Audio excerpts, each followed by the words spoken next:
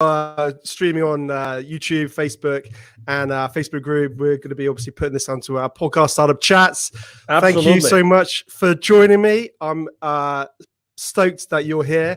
I think I've up a little bit early. I think you were just saying before we went live, I made you put you through hell. So I do apologize. No, that's okay. That's okay. You know, I'm so connected all the time, but it's true that, you know, you try to plan ahead a little bit what's going to happen in the day, but if it doesn't happen, it's okay, and you will know how throughout the conversation today, or you will know why. Well, let's kick this off because, you know, I'm so excited to talk about this whole topic of, you know, startups and that journey and that challenge that we all face, and I think wherever we can sort of get those pearls of wisdom or advice or help or a little bit of inspiration is always going to be a good thing and always help.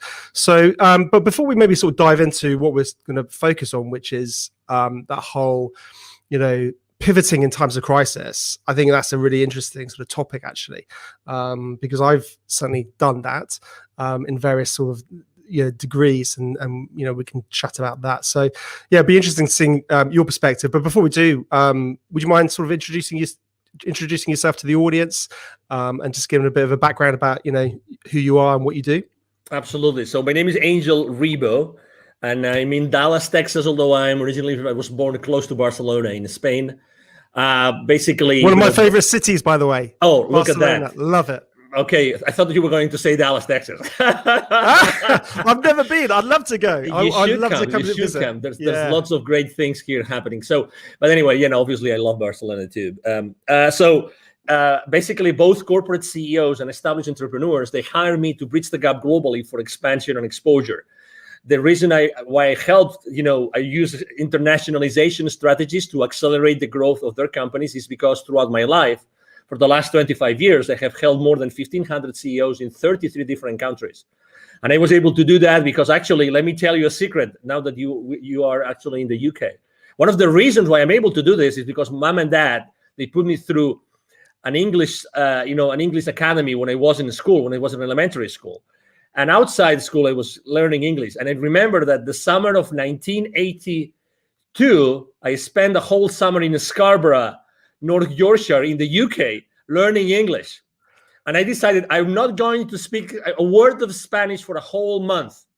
And I requested that company to put me actually, obviously, with an English family, but I don't want to have contact with any Spaniard throughout the entire month.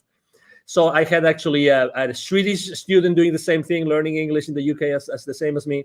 And I only had contact with Swedish people and people from other places, but not with the Spaniards. And that's why I was able to speak English. And then, you know, I started my international career and everything.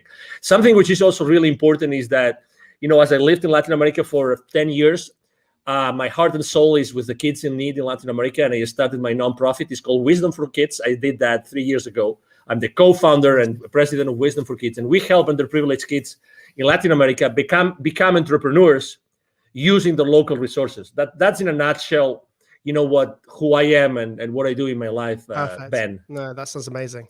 You sound like you've been doing a lot and have a lot on your plate right now. So absolutely, it's always fascinating. And to be honest with you, I'd love to sort of dive more into all of those little, you know, all those elements and those niches to understand more about them. That'd be amazing. But maybe that's for another day. Absolutely. We can be, I mean, obviously, thank you very much for having me, Ben, here. And thank you, everybody listening to us today. I can be with you guys anytime. You just tell me 5 minutes before, and I'll promise to be there. Okay, Ben? Pinky promise. and that never happened, of course. Pinky promise. Pinky. My son does that to me. He makes me do pinky promises. You see? Of course, I told you just 5 minutes, as opposed to the 1 minute today. It's 5 minutes. I mean, this is like 5 times more time ahead. It's wonderful. You'll have to return the favor for me. You'll have to do the same for me one day. No. Of course, obviously, I'm giving Ben a hard time just because he's this kind of guy that he takes you know, jokes and being hard on him as lightly as I do. So it's a pleasure to be with someone in life that doesn't take everything judgmentally, which we unfortunately tend to do. And you know, that's actually one of the challenges of the startup entrepreneurs as well. Yeah, it's very true, isn't it? You've got to be so adaptable and level-headed, quite cool and calm under pressure, and not getting too hyped or too upset either way, because it's a journey. It's not a sprint, isn't it? So you've got to keep an eye on that bigger picture. So Absolutely. And keep moving forward. That's the key. Keep moving forward. So let's dive into the whole sort of topic of pivoting. As we know, sometimes, a startup and an established business has to pivot. I mean, we've seen a lot of established businesses have to pivot in this time of, the COVID-19 and all the rest of it, particularly when, a business stream suddenly was closed off. A lot of brands had to sort of pivot towards more direct consumer sales rather than B2B sales. But certainly within that pre-launch phase and starting a startup, that can happen too. I know it's actually happened to us recently with one of our product launches. And without going into that, but I think it's a challenge that we face at various levels. And I guess thinking within that pre-launch phase, one of my thinkings is it sometimes best to pivot before you launch, if it's abundantly clear that you should, or sometimes is it better just to launch, test the market, and then pivot? That's a great question. And actually, you probably remember that probably it was like already 10 years ago that this guy invented this business canvas that you actually, it was a collaborative work developed here in the north of the country, in the US, by someone in the MIT, I think it was. The reason why I'm mentioning this is because we tend to forget that the buck, right, the dollar, the money starts with sales. And we are so hard on ourselves, going back to what I was saying about being judgmental, we are so hard on ourselves that we try to do everything else look perfect before we even talk to potential clients. Obviously, everybody in the startup world talks about the minimum viable product or minimum viable service, all these kind of things. But in reality, the only thing, let's say you and I, we have an idea today, and it's an amazing idea, which could be actually easy for us to have a great idea today. And we say, we're going to launch it. You know what we need to launch it? Okay, we commit that between now and 24 hours, you talk to 5 potential clients in the UK, you talk to 5 potential clients in Texas. We have 10, let's say only 50% of them show up. We already have market feedback.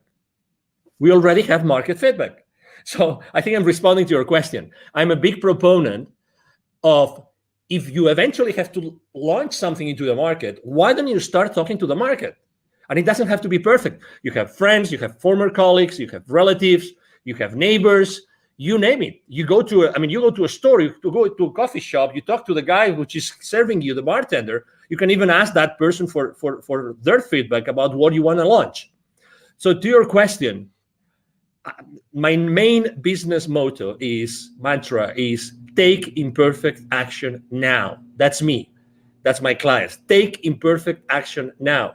So definitely, I would reach out to the market first, and then I would start strategizing about what's the best way I can launch or pre-launch my product or my service or my company or my venture.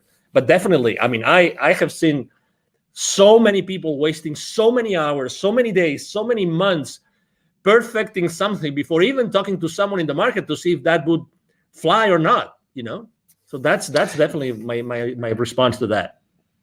No, it's very true. I think within a good pre-launch phase, speaking to the audience is absolutely critical, because like you said, too much time can be wasted on tech development, and your whole bubble of one, an opinion of one is always dangerous, as they say.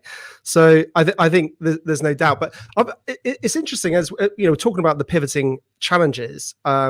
We faced a technical challenge, for example, and I was thinking about, I wonder if you could sort of categorize those problems, whether they're it's the challenge of or the wanting to pivot because of technical challenges, and you realize that initial angle is closed off to you. For example, you need to feed in, you need something with you're relying on a third party, and then suddenly they cut off their service, and your whole product roadmap was and the USP was around this collaboration. So you're relying on a third party, and then suddenly they pull the rug from under your wheels. when that happens, clearly you need to pivot because you can't really launch to market without it. But I think one of the mistakes, and that's something that's we've recently found. So we're having to do a slight pivots in terms of our launch, one of our products that we're releasing, in terms of just realigning some of those core elements. Interestingly, we had and it's still ongoing, is another product launch which started way back when, and that was my thing. And I think I made those exact same mistakes that you talk about, and you shouldn't make, which is, it's got to be perfect. It's got to be perfect. Just one more thing. Can we just do this feature? And then suddenly it becomes like a monster. And I think that has been a huge frustration for me, certainly, is not getting something out of the door. So it's interesting, isn't it? The pivoting can come for different reasons. But you see what? I mean, this is how I typically don't curse on podcast interviews, but I don't know if I'm allowed to do it today. But we get so sidetracked by perfection, and you just described the perfection sidetrack. That you wanted to do this additional feature, this additional thing that would make this offer like magnificent, like extraordinary, it's spectacular, right?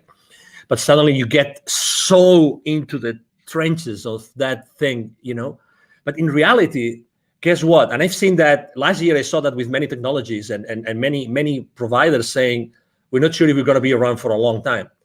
But guess what? The difference between the technologies that I kept on working with or the others that don't, because maybe they were scaling down, downsizing, whatever, is the attitude of the customer service people, the support people. So even if their product wasn't perfect, I stuck with them because their customer service, the attitude of the support team was flawless. They were really genuine human beings that were there to serve me. When someone is really acting from within, being really present and saying, hey, this is what we have. This is what we got. We know that you are going through challenges. We are also going through challenges. I'm going to spend probably, it's going to take for me 3-4 times longer to respond to your ticket, but I'm still going to be here, and I apologize ahead of time. So setting up expectations, Ben, is so important. It's so important. I'd rather work with someone who has a not so, let's say, mature technology, or not such a comprehensive technology or service, but their relationship with me is so human, is so empathetic, because I really value that, and I'm going to connect with that person much more in depth. It's so interesting, isn't it? Because ultimately we start talking about the whole branding element of a business, of a startup, of an entity. What are the core values of that business? How does it want to interact and engage with its customers and clients on board?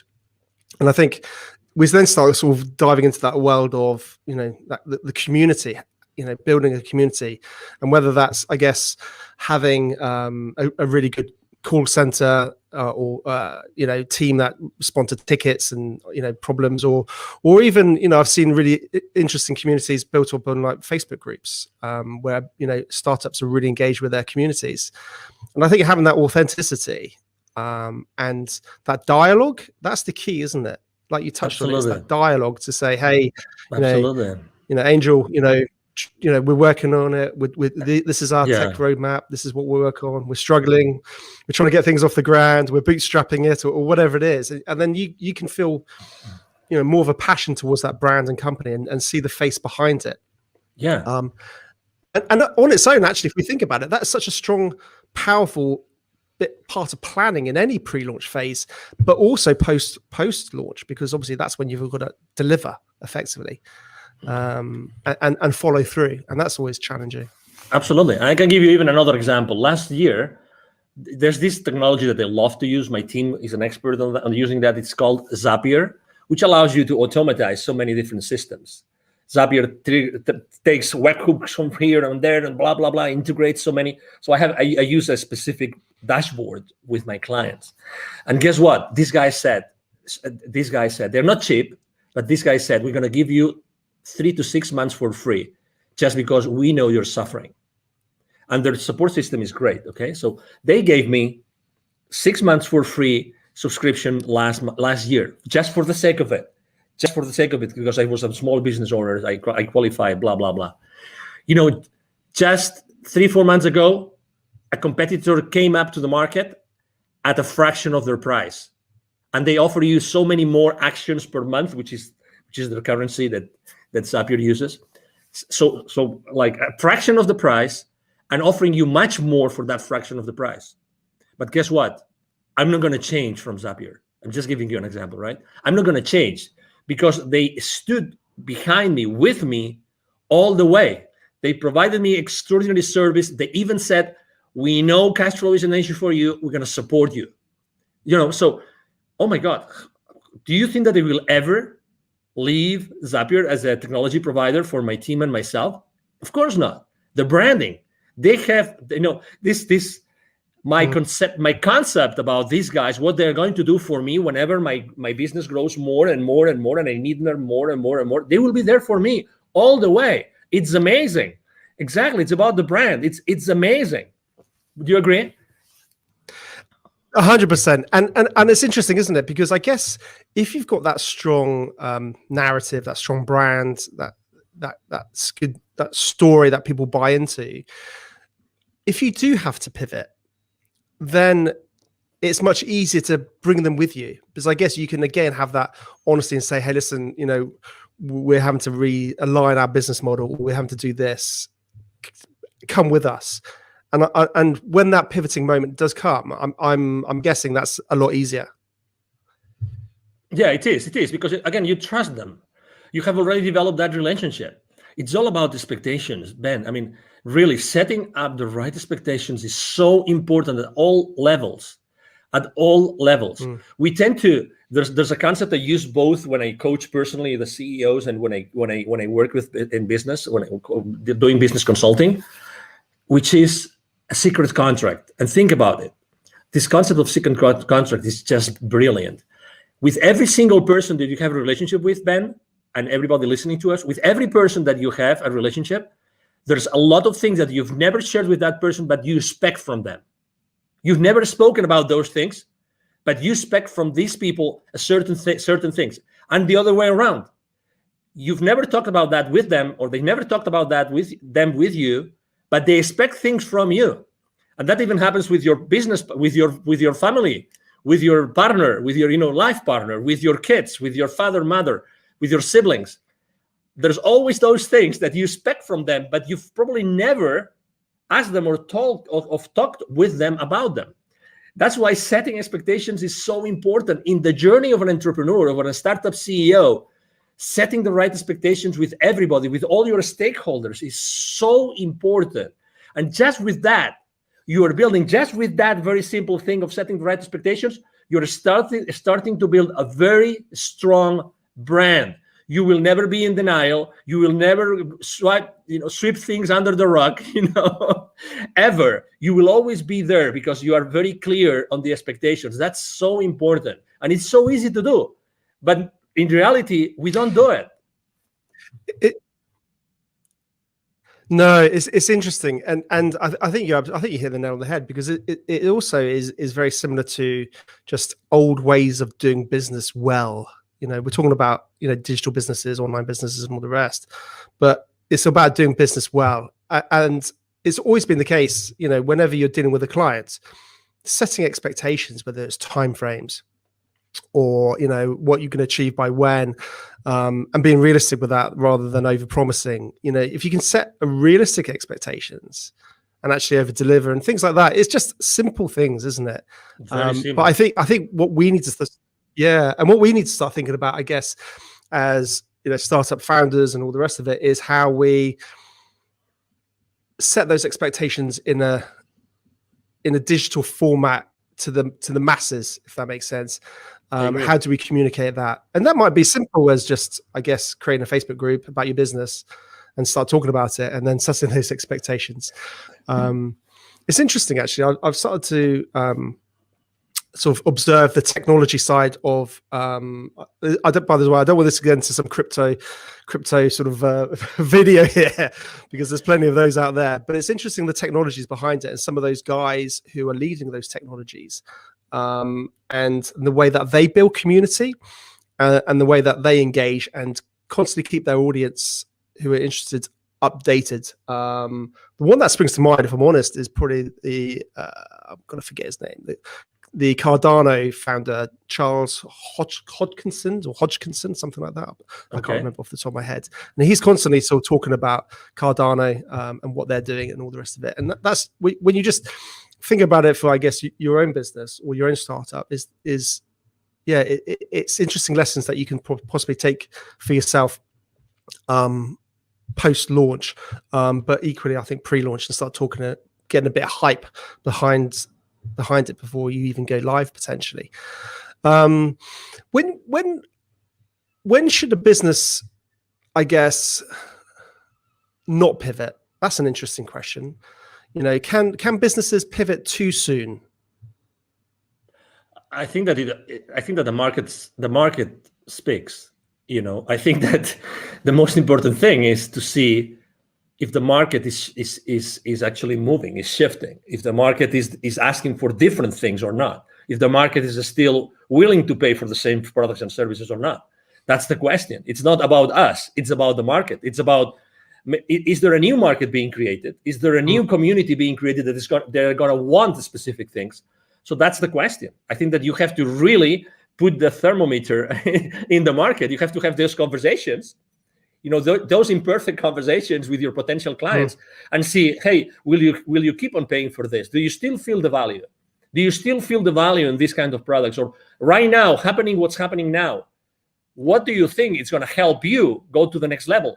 How many times, honestly, think about this, Ben. How many times before you sell to a client, you actually tell them this: I know I'm going to be part of your problem when you place the PO with me, because you're going to put X amount of money on my pocket and you will have nothing in return.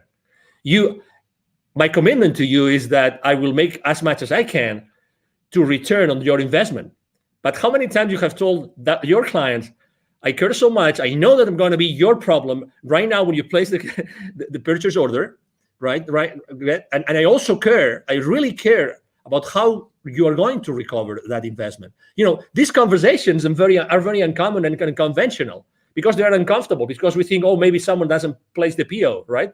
It's very similar to, as entrepreneurs, when we start niching, and we start thinking of what's the right way to position, what's the what's that sentence, that pitch sentence, that statement that we use when we're trying to craft it, that we're always between this 30,000 level feed, copywriting, or onto the ground level copywriting, right? We're always trying to bring as many people as possible to our world so they can buy, or we niche down so much so that we really speak clearly to someone who are really the people that we want to serve, right? We also move in that space. You see, it's the exact same thing.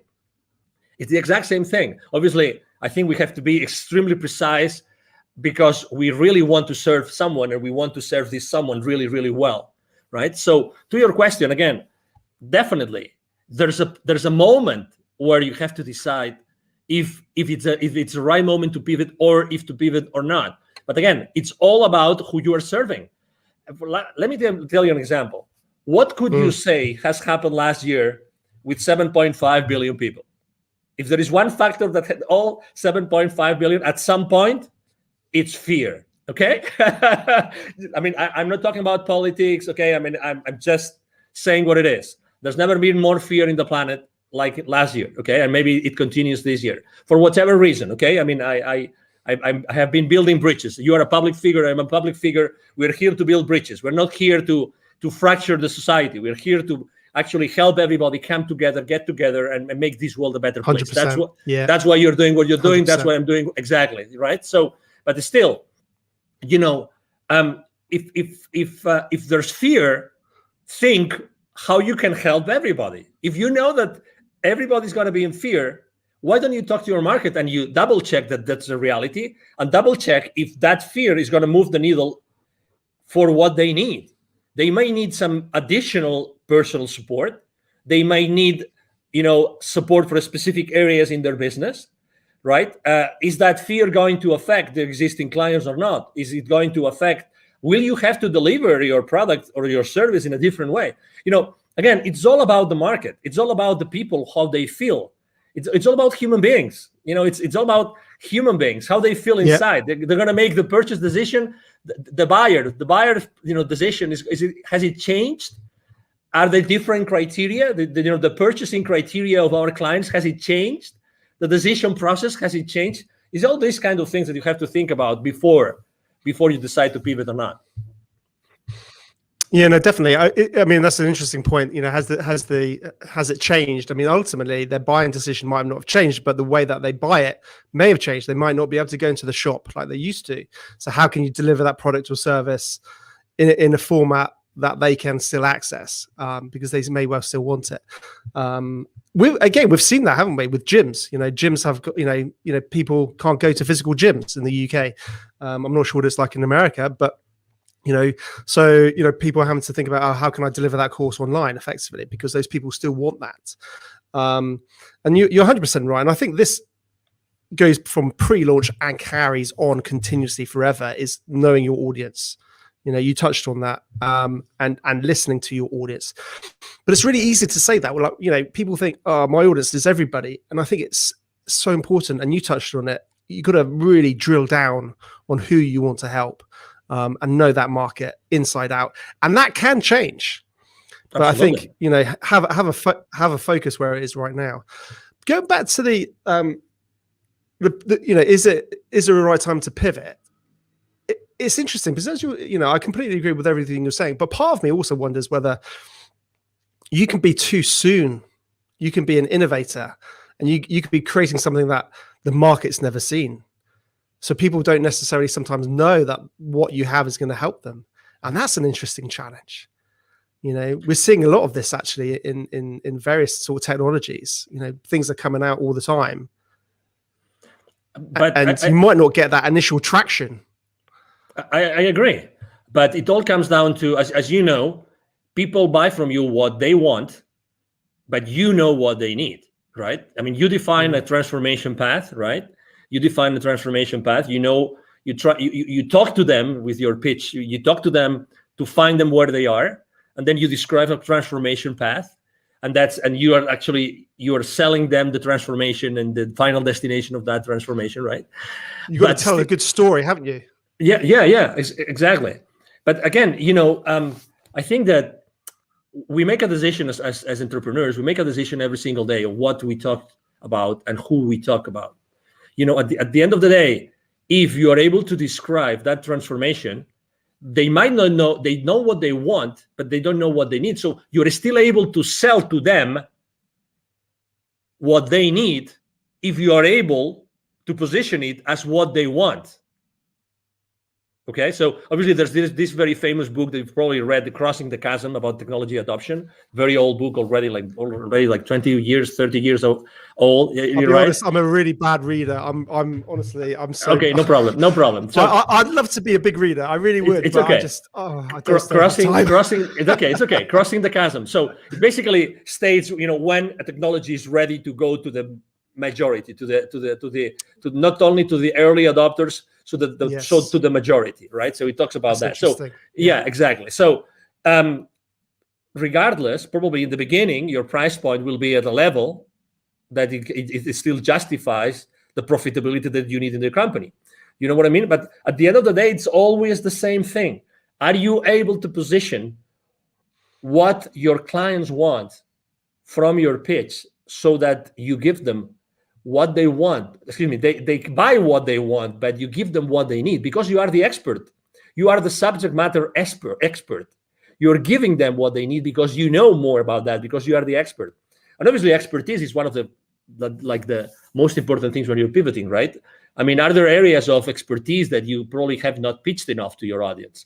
That's an area of, as you know, of innovation and being ahead of the curve and being creative and all these kind of things, and I think that also as entrepreneurs, when we are in startups, I think that we all the time we see new things.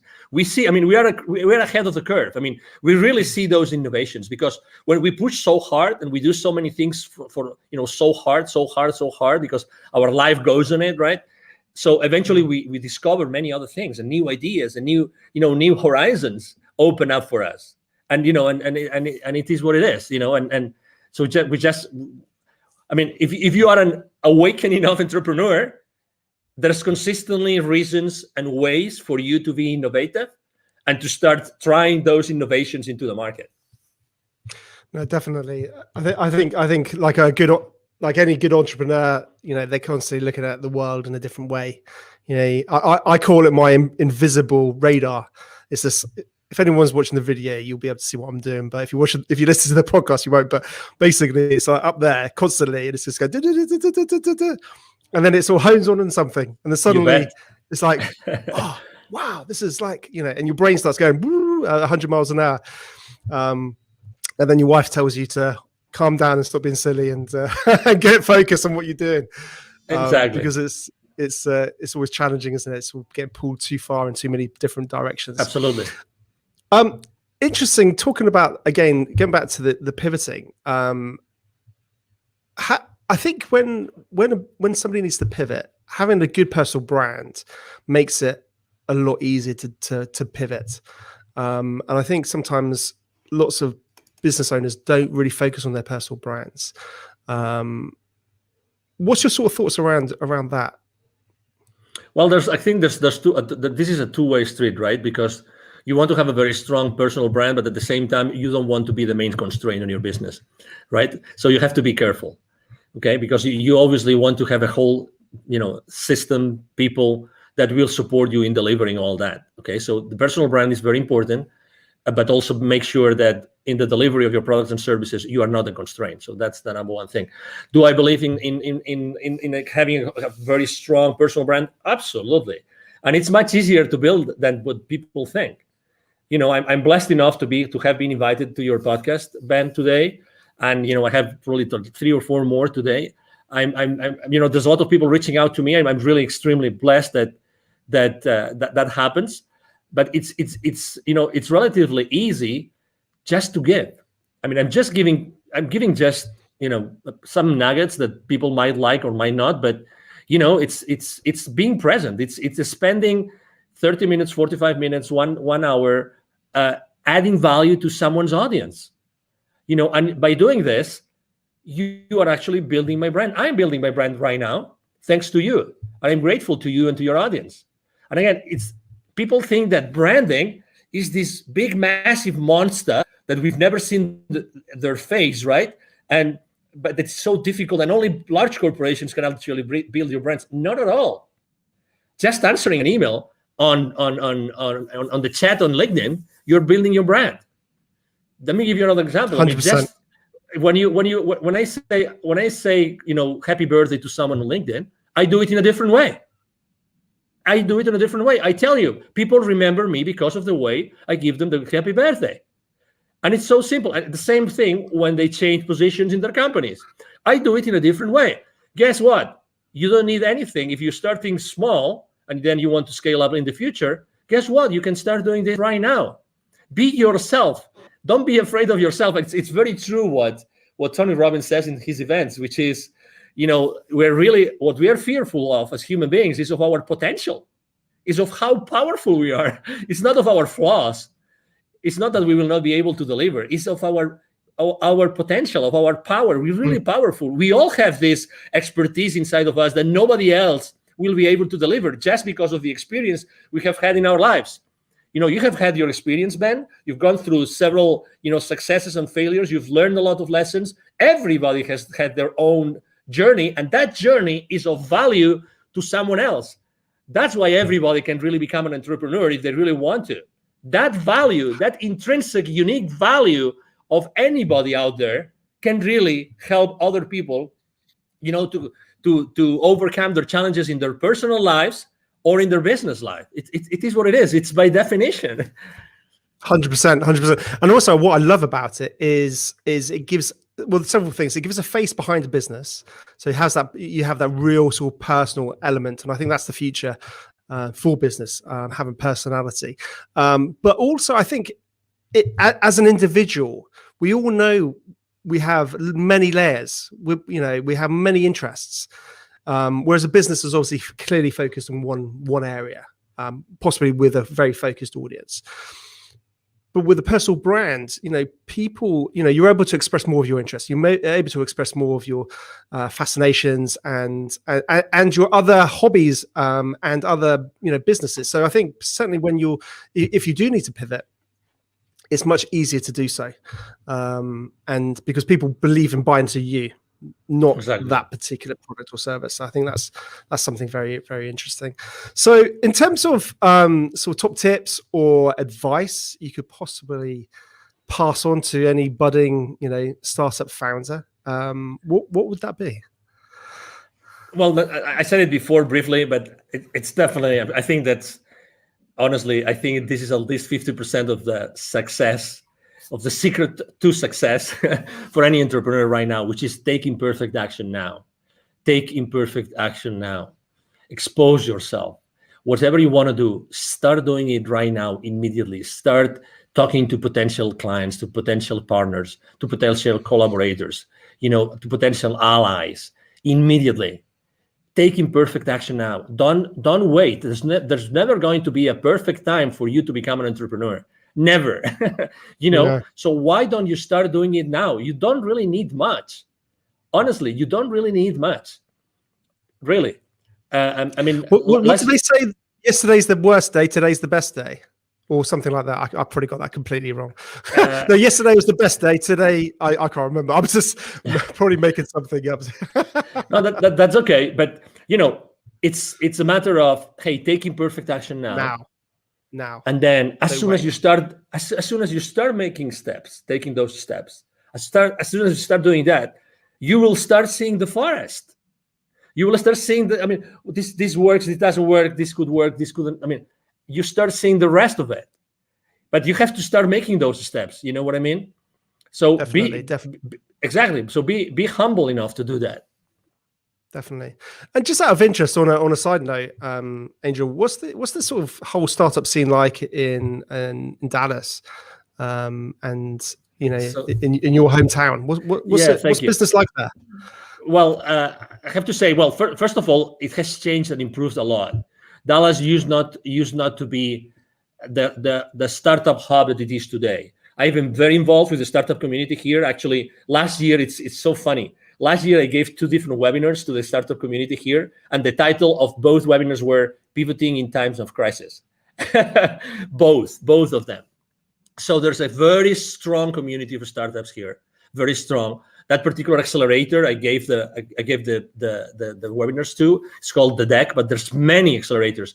The mayor of Dallas himself, he has said many times on the stage, he wants to become a very stronghold, important stronghold of the startup community in the country. And there's a lot of, angel investors community and family offices. And this, it's really a great place to be an entrepreneur and to start up your business. I'm very involved with the Startup Week here and with the Startup Weekends. I've been the jury for a few Startup Weekends as well. So, it's a great place to be, definitely. I would encourage anybody that would like to maybe try and come to the US. This is a great place to be. Fantastic. And am I right in thinking a lot of people are moving out from California and Silicon Valley to Dallas? Totally. Is that right? Yeah, it's true. Actually, large corporations, even before the pandemic started large corporations from California started to relocate here. And right now it's massive. It's massive, the amount of people that are moving from California and many other states to Dallas, to Texas, North Texas, because Dallas is strategically positioned. You don't think about it, but Texas is a huge state. We will never run out of space. That's the beauty. We will never run out of space. And we don't have a state income tax, which is great. And also, the property prices are pretty reasonable. So yeah, it's a great place to be. Ben, you should start making your luggage here. Come on. Well, I've got a wife and 2 kids to sort of bring in tow. So great school systems here. Great school system. Oh, fantastic. Well, absolutely. You know what? We can have this conversation aside, Ben. Well, it'd be great one day, definitely. I think in my dream one day, I really want to make sure I get to meet, like you in the real world, and all my guests, because I think it's it's very easy for us to just do it virtually, and that's fantastic. But I think if we can actually try and do that, like down the pub and have a beer, that's where relationships can get built and go further. And I think digital and what we can do now is amazing. But I think if we can get that, carry on with that social element into the real world, I think it gets even more powerful. Yeah, no, definitely. So one day I will get over to Texas and come and say hello. So no doubt, I'd love to come and say hello. Awesome. Please do. Brilliant. Well, Andrew, listen, thank you so much for joining me. It's been a real pleasure. Fascinating to chat about pivoting and some of the challenges and all the rest of it. And you take care and have a great day. And you too. Thank you very much. And if I may, just to tell people how they can find me. Absolutely. Okay, so again, my name is Angel Rebo. Last name is R-I-B as in boy O. R-I-B as in boy O. B as in boy O. The easiest way to reach out to me is to send me an email to angel as in heaven, angel@angelrebo.com. Okay. Thank you very much. Really, Ben, it's been a pleasure to be here. And thank you everybody that has been listening and watching to us today. 100%. I'll put all your links in all the show notes and all the rest. How kind of you.